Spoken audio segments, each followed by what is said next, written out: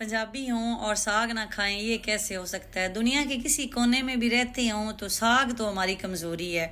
और अल्हम्दुलिल्लाह अब तो हमें दुबई में भी साग मिल जाता है। जब दुबई में मैं शुरू में आई थी तो उस टाइम में साग नहीं मिलता था, और मुझे पता चलता था कि जब भाई पाकिस्तान से कोई आ रहा है तो मैं कहती थी कि मेरे लिए स्पेशली साग ज़रूर भेजना है, तो अम्मी फिर मेरे लिए साग भेजती थी। लेकिन अब अल्लाह का शुक्र है कि मिल जाता है। तो दुबई में जो फ्रूट एंड वेजिटेबल मार्केट है अलावीर वाली, अब उस पर हर शॉप पे मिलता है। सिस्टर पूछ रही थी कि कौन सी शॉप है। आप जब उसमें जाएंगे ना तो आपको हर शॉप पे नज़र आएगा जिनके पास भी ये पत्तों वाली सब्जियां होंगी। तो मैंने फुल व्लॉग अपने यूट्यूब चैनल पे अपलोड किया है, तो वहाँ से आपको पता चल जाएगा कि मैं कौन कौन से पत्ते लाई हूँ और मैंने इसमें ऐड किए हैं। और मंडी से आपको मिलता भी कम प्राइस में है और बहुत फ्रेश मिलता है। मैं देख के हैरान रह जाती हूँ कि ये इतना फ्रेश कैसे है। सरसों के पत्ते, गंदलों वाला साग, तो मैं सारी चीज़ें मैं लेके आई थी, तो मैंने ये साग बनाया है। तो साग बनाने के बाद ना सिर्फ खा लेती हूँ, मैं इस तरह से इसको स्टोर भी कर लेती हूँ। एक सिस्टर ने कमेंट किया था कि जब मैं साग बना रही थी कि आप इसका ढक्कन जो है वो उठा दें, इसको कवर करके ना बनाएं। तो हम तो हर चीज़ कवर करके बनाते हैं ताकि उसकी खुशबू, उसका असर, जायका इसके अंदर रहे। तो आप देखें ये मैंने बनाया है, ना ही इसका टेस्ट ख़राब हुआ है और ना ही कलर।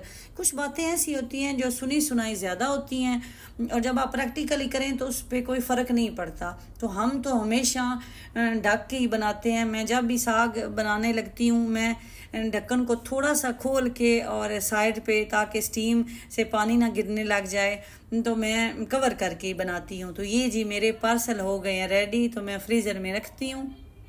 और ये हैं जी करेले, इनको भी रात को मैंने फ्राई कर लिया था और अब इनके पैकेट बना के तो इनको स्टोर कर लेती हूँ। ये भी सब्ज़ी मंडी से लाई थी और ये फ्राई होने के बाद जब स्टोर हो जाते हैं तो इनका ना ही टेस्ट चेंज होता है ना ही इनका कलर चेंज होता है। ये सेम के वैसे ही रहते हैं और कड़वे बिल्कुल नहीं होते। एक सिस्टर पूछ रही थी कि करेलों की कड़वाहट कैसे दूर करती हैं। मैं ना ही करेले का छिलका उतारती हूँ और ना ही उनको नमक लगा के हम रखते हैं। करेले जब फ्राई हो जाते हैं तो बिल्कुल भी कड़वे नहीं रहते। और आप दाल में बना लें, कीमे में बना लें, मटन में, और मेरे बच्चे सारे खा लेते हैं। मीठी नहीं खाती, मीठी आपको पता है सिर्फ आलू खाती है। और आलू जो है वो खा खा के मोटी क्यों नहीं होती, सिर्फ आलू खाने से तो बच्चे मोटे नहीं ना होते।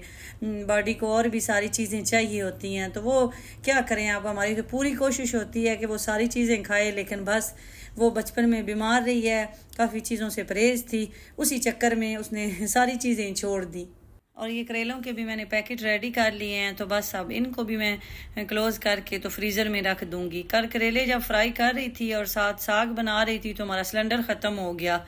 तो सिस्टर पूछ रही थी कि दुबई में गैस नहीं है। दुबई में गैस नहीं है, अबू धाबी में भी है और शारजा में भी है गैस के मीटर, जैसे पाकिस्तान में होते हैं, लेकिन दुबई में नहीं है। दुबई में ये सिलेंडर सिस्टम ही चलता है। कुछ बिल्डिंग ऐसी हैं जहाँ उन्होंने अपना सिलेंडर सिस्टम ढेर सारा बड़े पैमाने पे करके तो आगे फ्लैट को दी हुई है, लेकिन वहाँ भी गैस नहीं है।